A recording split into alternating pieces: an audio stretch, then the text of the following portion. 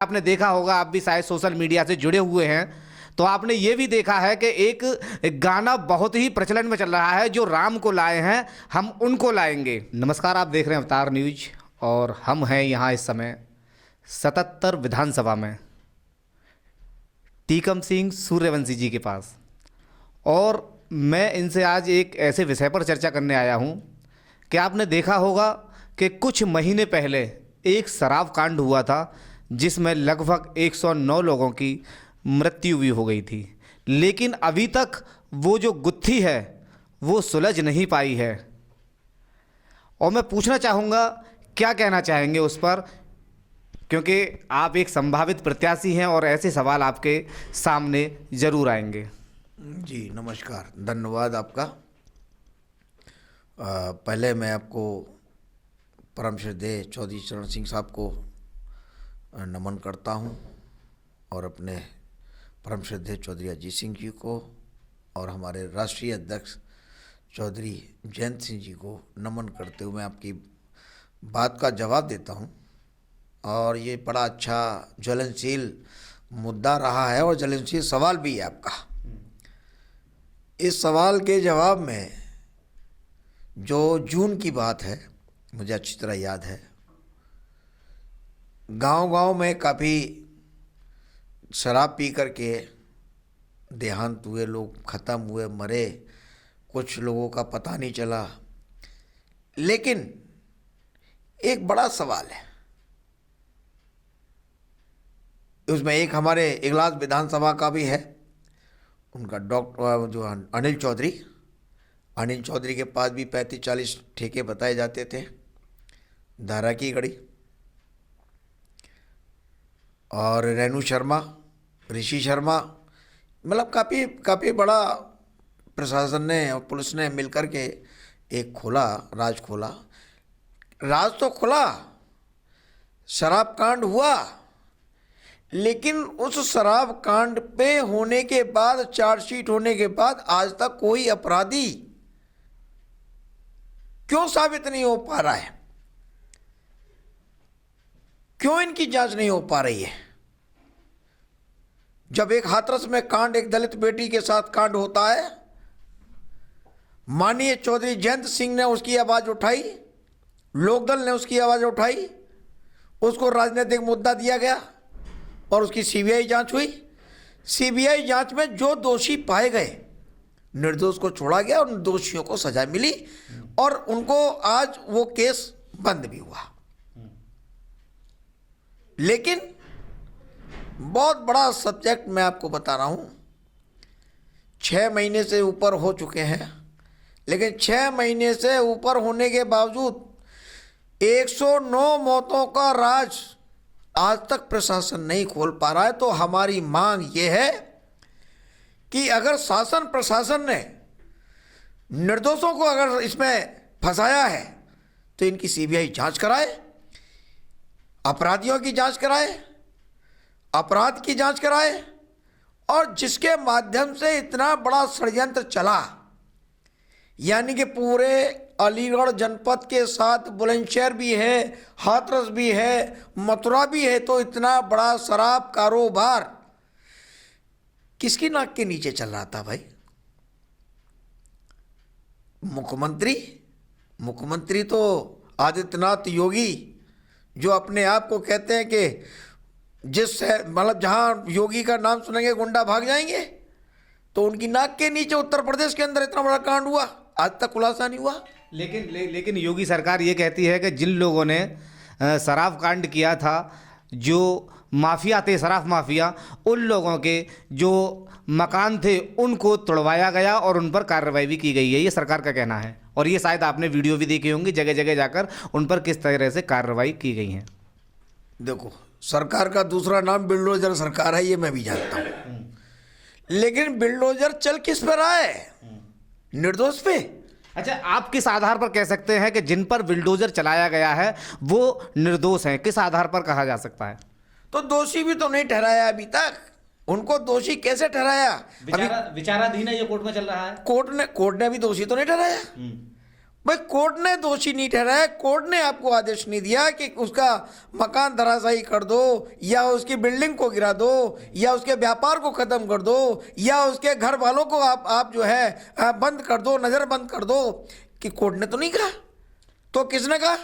इसका मतलब यह हुआ कि इसको जबरन इस कांड को बनाया गया और इसमें पूरा राजनीतिक कार्यक्रम है। और इसको मैं आपके माध्यम से, पत्रकारों के माध्यम से और मीडिया के माध्यम से इस बात को कहना चाहता हूं कि इस पूरे कांड को जल्द से जल्द सीबीआई जांच के हवाले करे और निर्दोषों को बाहर भेजे, दोषियों को सजा दें। हम ये नहीं कहते कि साहब इसमें प्रशासन की ढिलाई है, हम कहते प्रशासन खूब अच्छा काम कर रहा है, बहुत अच्छा काम कर रहा है, लेकिन निर्दोषों को अगर फंसाएगा तो प्रशासन इसमें बच नहीं पाएगा। अच्छा, टीकम सिंह सूर्यवंशी जी, मैं आपसे एक बात और पूछना चाहूँगा कि रेणु शर्मा जो एक आरोपी प्रशासन ने तय की थी, उनकी बेल हो चुकी थी और वो कुछ ही दिन बाद जेल से रिहा भी होने वाली थी, लेकिन उनकी उसी जेल में मृत्यु हो जाती है बीमारी के कारण। ये शासन प्रशासन का कहना है, जेल प्रशासन का। क्या वो एक षड्यंत्र के तहत या मृत्यु हुई थी या फिर उनको किसी राजनीतिक षड्यंत्र के तहत उनको मारा गया था? क्योंकि कहीं ना कहीं उनका परिवार भी काफ़ी दिनों से एक आंदोलन और एक धरना प्रदर्शन कर रहा है। क्या कहना चाहेंगे इस पर? देखो, बड़ा अच्छा प्रश्न है। ये सरकार ब्राह्मण विरोधी सरकार है, जाट विरोधी सरकार है। जब उस इतने बड़े कांड में उनको जमानत दे दी गई, जेल से रिहा क्यों नहीं किया गया? पहला प्रश्न। जेल से रिहा ना करते हुए, क्योंकि उसका अगर स्वास्थ्य खराब था तो उसको मेडिकल क्यों नहीं भेजा गया? तो कहीं ना कहीं 100% इसमें शासन सत्ता की गलत मंशा की शिकार है रेणु शर्मा, जिसकी मौत हो गई है। यानी कि आपका कहना यह है कि अगर रेणु शर्मा जेल से रिहा हो जाती तो कुछ जो राज दफन है वो राज खुल जाते। स्पष्ट है, ऐसा हो सकता है, बिल्कुल स्पष्ट है। देखिए, एक कांड और कानपुर में हुआ था। कानपुर में जो इस बात को कह रहा था कि मैं अपनी बात को कहना चाहता हूँ, सरेंडर होना चाहता हूँ, और अगर मैंने कोई काम किया है, विकास दुबे, उसको गिरफ्तार किया। गिरफ्तार करने के बाद उसको एनकाउंटर किया। तो कहीं ना कहीं हर षड्यंत्र में, हर अपराध में, हर कार्यक्रम में सरकार, कहीं ना कहीं सरकार के लोग इन्वॉल्व हैं। अच्छा, देखिए, आप कह रहे हैं कि विकास दुबे ने अगर कोई कांड किया था तो उनको गिरफ्तार किया था, फिर उनका एनकाउंटर भी कर दिया गया।